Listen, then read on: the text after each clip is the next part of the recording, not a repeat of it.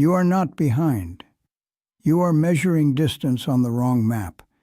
And every effort you make using that map moves you further from where you actually are. That is where we begin. Most people spend their lives optimizing for things that feel like progress. They track numbers. They compare positions. They monitor how far they have come relative to where they started, or relative to someone else, or relative to some image they built in their mind of what success looks like at this stage of life. And when the numbers improve, they feel better. When the numbers stall, they feel worse.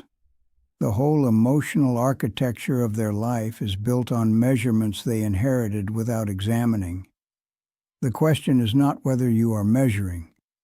The question is whether what you are measuring is the thing that actually matters. Let me describe the pattern precisely.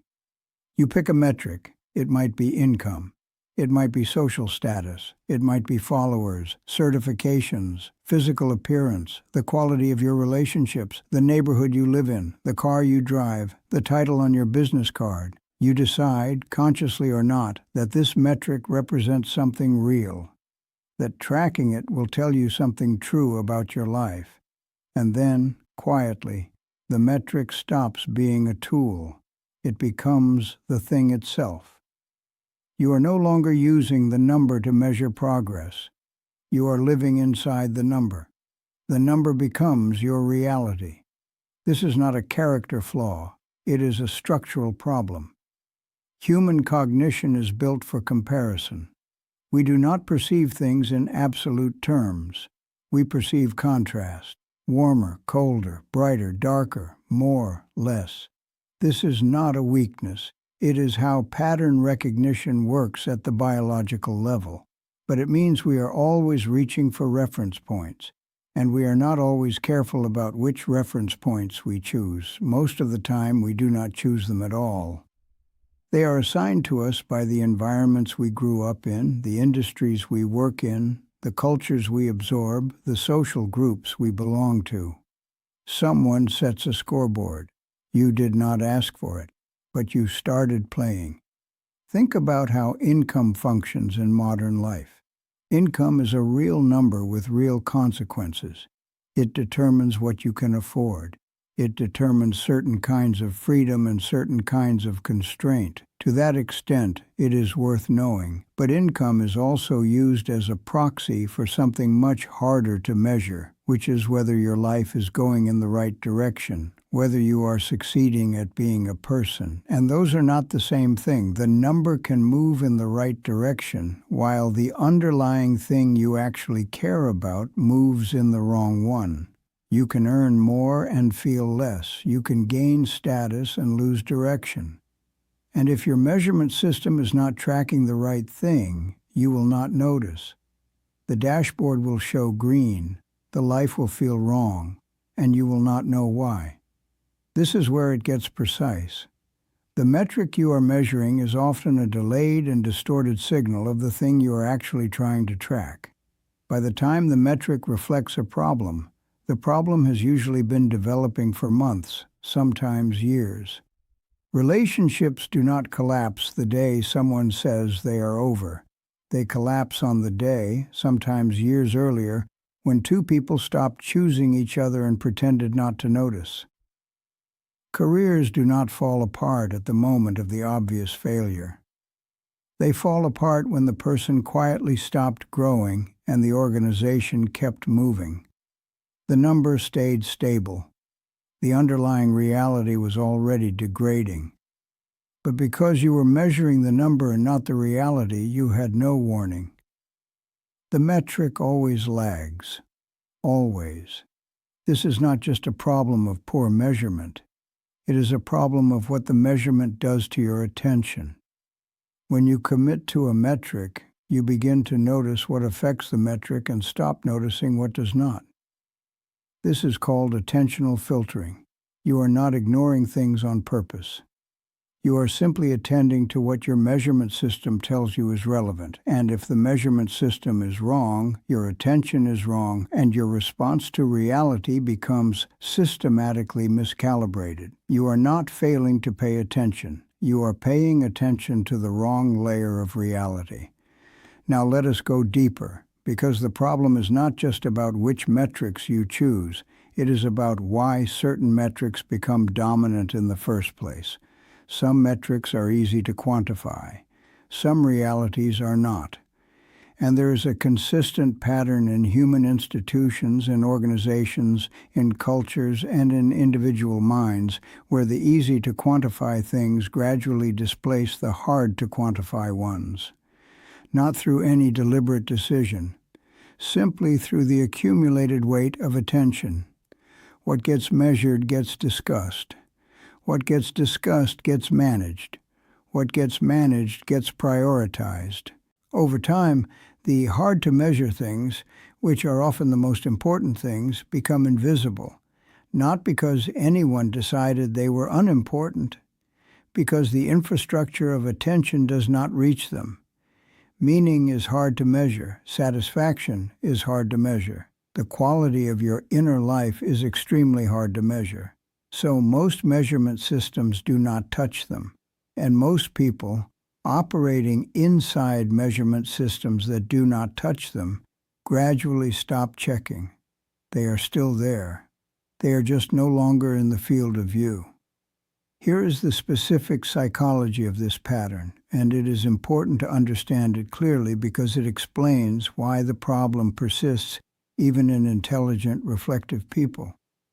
When you have been optimizing for a metric long enough, the metric begins to feel like identity. You are not someone who earns a certain income. You are the kind of person who earns that income. You are not someone who has accumulated a certain kind of status. You are that status. This collapse of metric into identity is one of the most consequential things that happens in adult development, and it happens almost entirely beneath conscious awareness. Once the metric is identity, questioning the metric feels like an attack on the self, which means feedback that challenges the metric becomes threatening, which means you become systematically resistant to information that would tell you the metric is wrong. You do not experience this resistance as defensiveness. You experience it as clarity. You feel like you know what you are doing and why. But what you are actually doing is protecting the measurement system from scrutiny, because the measurement system has become who you are. This is not weakness. It is the normal operation of identity under pressure. But it is also the mechanism that keeps people locked in wrong directions for years. There is a related pattern in social environments, and it reinforces this dynamic considerably. The people around you are also operating inside measurement systems. The groups you belong to have implicit scoreboards. The professional communities you are part of have standards, benchmarks, definitions of success and failure. When you spend extended time in any community, you absorb its metrics. You begin to see your life through the community's measurement system, often without realizing that the measurement system is specific to that community and not universal. Someone who grew up inside a particular industry tends to evaluate their success using that industry's definitions of success. Someone who grew up in a particular socioeconomic culture tends to evaluate their life using that culture's benchmarks. And because everyone around them is using the same system, the system feels objective. It feels like reality. But it is not reality. It is a collective agreement about what to measure. And collective agreements can be wrong. The social reinforcement of the wrong metric is one of the main reasons people do not correct course earlier. It is not just that they do not question their own measurement system. It is that everyone around them is confirming it. Every conversation that assumes the metric is valid, every celebration when the metric improves, every concern when it declines, all of it trains attention further into the wrong dimension. You can be surrounded by people who care about you and still receive zero useful signal about whether you are moving toward or away from what actually matters to you. Now, let us talk about what you are probably not measuring. Most people have almost no systematic way of tracking the quality of their attention over time, whether they are becoming more present or more fragmented, whether the work they are doing is developing their capacities or slowly eroding them, whether their primary relationships are becoming more honest or more managed, whether the version of themselves they are performing in public is converging with or diverging from the version they are privately aware of. These are not abstract philosophical questions. They have concrete, observable indicators. But because those indicators are not easily quantified, they tend to fall outside the measurement systems most people use. And here is what this produces over long periods of time. A life that looks right from the outside and feels consistently slightly wrong from the inside. Not dramatically wrong, not crisis-level wrong, just a persistent, low-level friction between what is being tracked and what is actually happening. A quiet sense that the numbers are improving, but something is not. Most people explain this feeling away. They tell themselves they are tired. They tell themselves this is just what adult life feels like. They tell themselves the dissonance will resolve when the metric reaches the next level, when the income hits the target, when the relationship stabilizes, when the project succeeds, when the external validation arrives, the internal friction will go away. It does not go away, because the friction is information, and it is pointing at the wrong measurement system, not at a failure to optimize within the current one. 2. This is the clarity turn. What if the dissonance you have been managing is not a problem to be solved? What if it is a signal you have been ignoring because your measurement system has no category for it? You have been treating the friction as noise. But the friction is the most accurate signal you have been receiving. It is the part of your reality that your official measurement system cannot process, surfacing through the only channel available to it, which is the felt quality of your experience. The discipline that looks like focus may actually be a sustained refusal to attend to what the friction is pointing at. The productivity that generates the numbers may actually be a mechanism for staying inside the metric and outside the question. The consistency that looks like integrity may actually be the practiced suppression of information that would require you to revise the measurement system entirely. None of this is malicious. None of it is pathological. It is what happens when a measurement system becomes load-bearing. When enough of your identity, your social position, your daily structure, and your sense of direction are attached to a particular set of metrics, those metrics become very difficult to question. Not because you are dishonest, because questioning them has become structurally dangerous. But structure is not destiny. Patterns can be seen. And once seen, they function differently. Consider what it would mean to measure differently. Not to optimize differently within the current system. To change what the measurement system tracks. What if the primary metric were not performance but direction? Not how well you are executing within a defined role, but whether the role is moving you toward or away from what you actually care about when you are being precise with yourself. Not how the numbers compare to someone else's numbers, but whether the trajectory of your inner life is one you would choose if you were choosing clearly. These are not easier questions, they are harder, but they are more accurate. They track something real.